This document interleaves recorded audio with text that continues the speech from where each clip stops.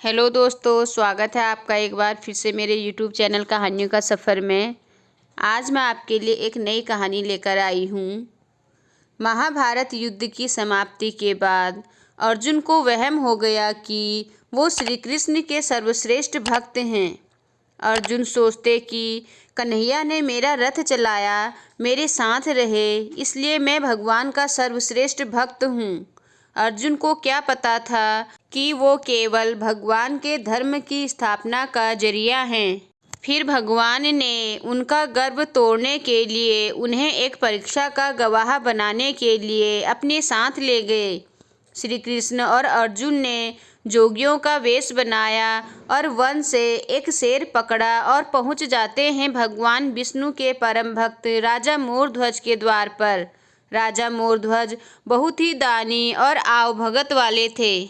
अपने दर पे आए किसी को भी वो खाली हाथ और बिना भोजन के जाने नहीं देते थे।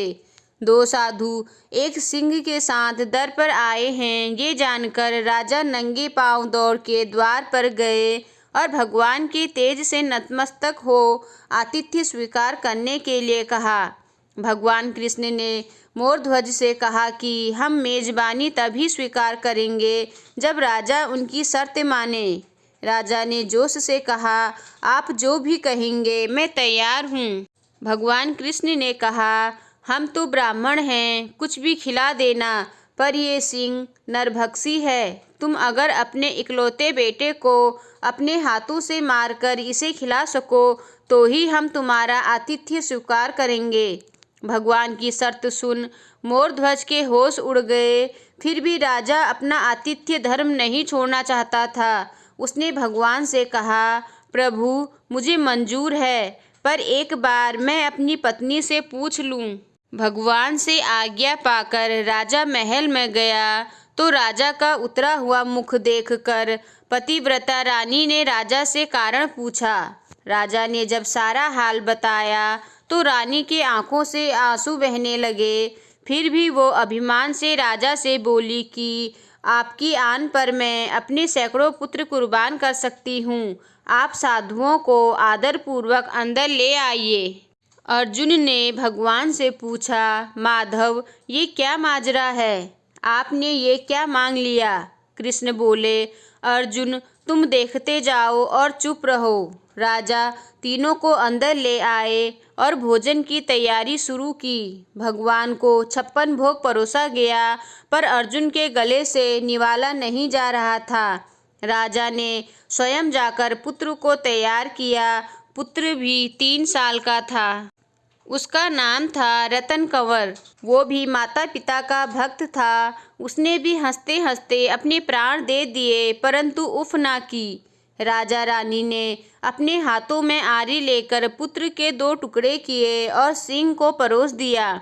भगवान ने भोजन ग्रहण किया, पर जब रानी ने पुत्र का आधा शरीर देखा तो वो आंसू रोक ना पाई। भगवान इस बात पर गुस्सा हो गए कि लड़के का एक फाड़ कैसे बच गया। भगवान रुष्ट होकर जाने लगे तो राजा रानी रुकने की मिन्नतें करने लगे। अर्जुन को एहसास हो गया था कि भगवान मेरे ही गर्व को तोड़ने के लिए ये सब कर रहे हैं।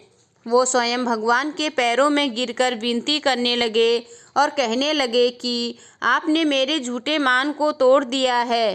राजा रानी के बेटे को उनके ही हाथों से मरवा दिया और अब रूठ के जा रहे हो, ये उचित नहीं है। प्रभु मुझे माफ़ करो और भक्त का कल्याण करो। तब केशव ने अर्जुन का घमंड टूटा जान रानी से कहा कि वो अपने पुत्र को आवाज़ दें।